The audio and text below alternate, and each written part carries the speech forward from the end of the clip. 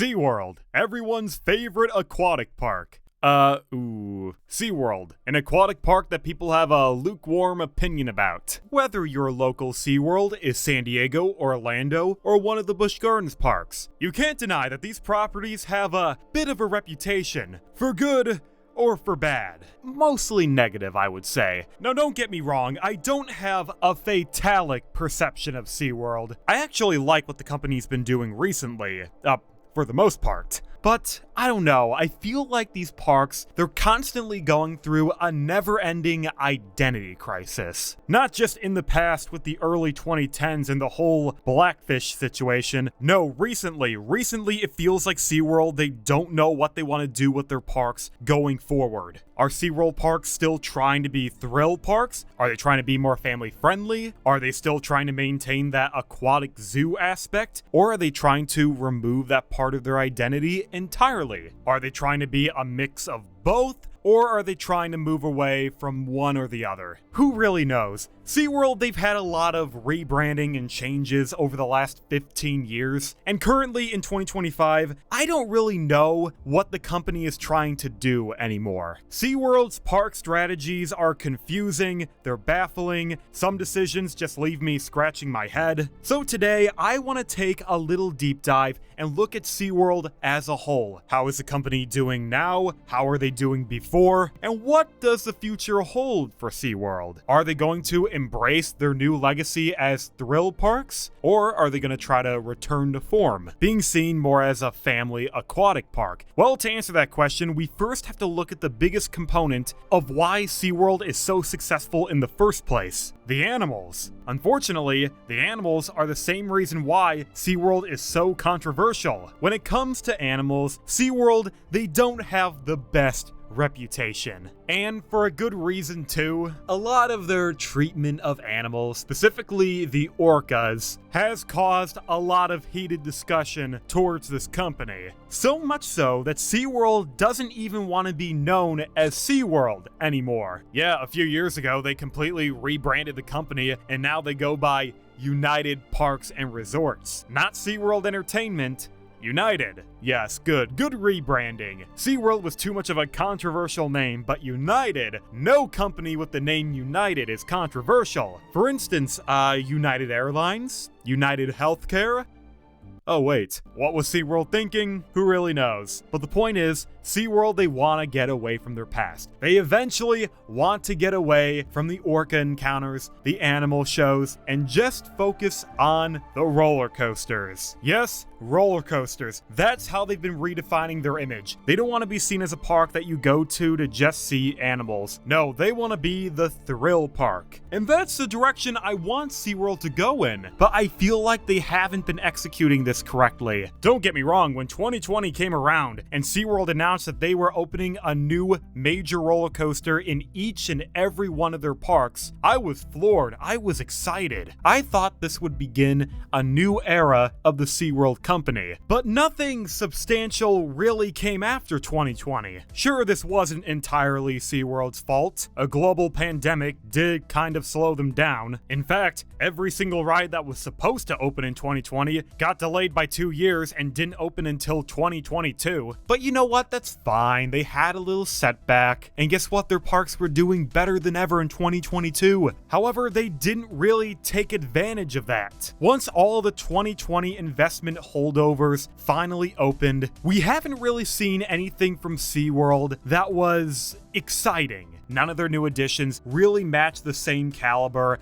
as Pantheon or Iron Gwazi. They were all just middle of the road and frankly, kind of dumb investments for the SeaWorld parks. For instance, Pipeline. Now, I'm actually a Pipeline supporter. I like this coaster, believe it or not. I think it's a great take on the stand-up coaster, one of the worst coaster models ever conceived. But Pipeline, it changed my perception. This ride is actually enjoyable, except for those vest restraints. Why do those exist? Even if I have a decent perception of this roller coaster, what I've seen from the SeaWorld clientele is that they're not much of a fan of Pipeline. Truthfully, this coaster, it never even gets much of a line. I've never had to wait more than a station or stair wait for Pipeline. That's only because the operations are terrible. This coaster, it didn't really resonate well with the public. From what I've seen, people will only ride Pipeline one time, and then that's it. It's a one and done for the day. It's unfortunate to say, but I think this coaster is kind of a hard sell, and I don't understand why SeaWorld went with such a peculiar ride model. And if not Pipeline, another roller coaster that baffles me is Penguin Trek. Yes, SeaWorld Orlando, they needed a family coaster. Everything at this park is basically high thrill. Even Icebreaker, which was supposed to be a family coaster, but not really because it's a little more intense than a traditional family coaster. So Penguin Trek was supposed to be that new ride that takes up the mantle of the park's family coaster. And for the most part, it works. It is a family coaster. Is it the best family coaster? Huh. No. The ride has a very uncomfortable vibration and shake to it, which is just the new standard for B&Ms apparently. But I guess it doesn't matter because even if this ride has a shake to it, SeaWorld, they continue working with B&M. And that's a big problem. Why does SeaWorld only work with B&M most of the time? SeaWorld Orlando especially, they only have B&M coasters. They got a B&M Hyper, they got a B&M Flyer, they got the B&M Surf Coaster, and now the new generation B&M Family Coaster. Even though SeaWorld, they want to change their reputation and become the roller coaster park, they are shockingly bad at picking new roller coasters. I know B&M coasters are reliable, but they gotta change it up a bit. Surely SeaWorld knows that, right? That's why they went with Premier Rides for Icebreaker. Well, that ride, it wasn't good enough apparently because they went with 2 more B&Ms after that. And it's not just SeaWorld Orlando that has a problem with building new roller coasters. Every SeaWorld park, they keep getting the exact same ride models, even if they aren't good. For instance, the Straddle Coaster. Pretty much half of all SeaWorld parks have one of these, and they're not the best coaster model. Not for capacity, not for thrills, not even as a family coaster. But SeaWorld, they keep building these. Can't they go with a different manufacturer for once, like Vekoma? They build amazing family coasters. Nope, just go with B&M again for their family coasters, even though their last 2 were, by definition, subpar products. Okay. SeaWorld, if they truly want to be the destination for roller coasters, they have to start going with other companies. They can't keep building with the same manufacturers over and over again. I was more confident with SeaWorld's future back in 2020 when they announced Iron Gwazi and Pantheon. Those coasters were unique, those coasters were different, but now whenever SeaWorld adds a new roller coaster, I know what to expect. They're too complacent with their existing pool of manufacturers, so it's time for a change. Not only is SeaWorld conflicted with what rides they should even add to their existing parks, but SeaWorld, they're also confused on where they even reside in the marketplace. Are they a theme park company or an upscaled Six Flags company? Should the rides have theming or should there be little to none? Over the last few years, it's been luck of the draw. If a park gets a new coaster, there's a chance the ride could have really good theming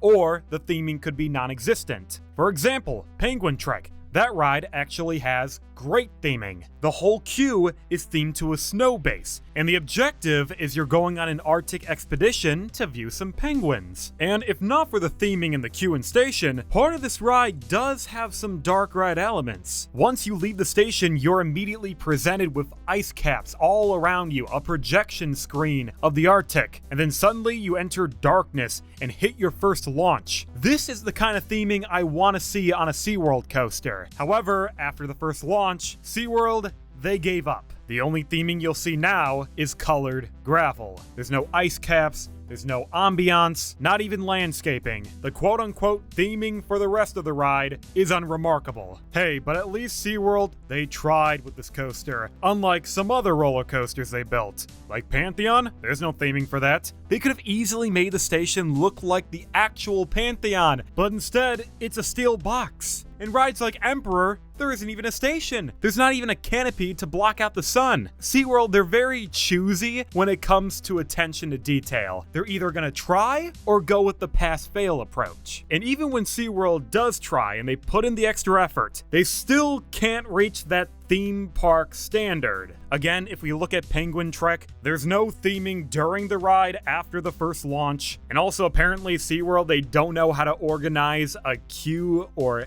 exit for this attraction. If you've ever ridden Penguin Trek, then you know that the exit for the ride is also the entrance for the penguin encounter. So if you're just trying to leave the attraction, you gotta first wait to see the penguins before you can exit the building. It's very bizarre. I don't know why SeaWorld did this. Sure, I like seeing penguins, but I feel like this would be better to experience before you get on the coaster. You know, kind of like a pre-show. Yes, it wouldn't make sense thematically, but it would help with the crowd flow for the coaster, so people aren't getting turned around when they're trying to find the exit. SeaWorld, they definitely should have consulted with some industrial engineers, because the exit for this attraction is kind of a fire hazard. SeaWorld, they've clearly had a rough transition from animals to roller coasters, and it kind of seems like they don't know what they're doing. If they really want to attract the public, they have to start building more ambitious projects that are a little more tried and true, instead of these prototypes that haven't really proven themselves in the market yet. Also, if SeaWorld truly wants to go down the avenue of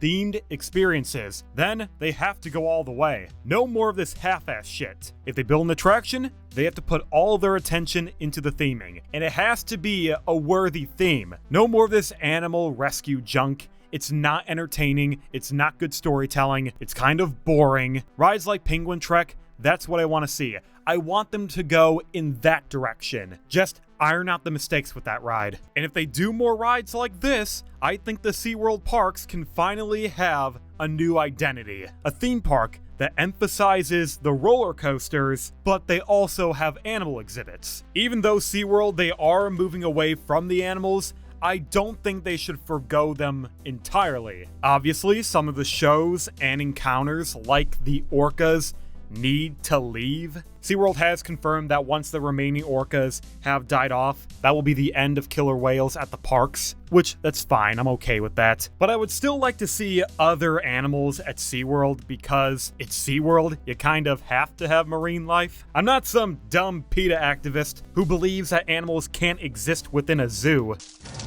You're responsible for the enslavement and genocide of millions! Get out of here, Peter! It's okay to observe some of these magnificent creatures, but the future of SeaWorld should be strictly roller coasters with great theming and animal exhibits that exist purely as mild garnishing. And when I say roller coasters, I do mean roller coasters. I'm sorry, SeaWorld, but you suck at building dark rides. Everything but Journey to Atlantis is terrible. Empire the Penguin sucked. Submarine Quest sucked. That flying theater you're building in Orlando, I'm not too optimistic about that. Just stick to the roller coasters. Overall, am I optimistic about SeaWorld's future? Not exactly. The management at the SeaWorld parks isn't the best right now. And apparently the SeaWorld parks, they don't really have a plan going forward. If you look at the United Parks and Resorts website and you scroll down to looking ahead, they don't have an actual roadmap for the future. It's all liberal gobbledygook that doesn't actually translate into experiences. SeaWorld, once again, they're in a transitional period. One where, unfortunately, they don't exactly know what they want to do for the future.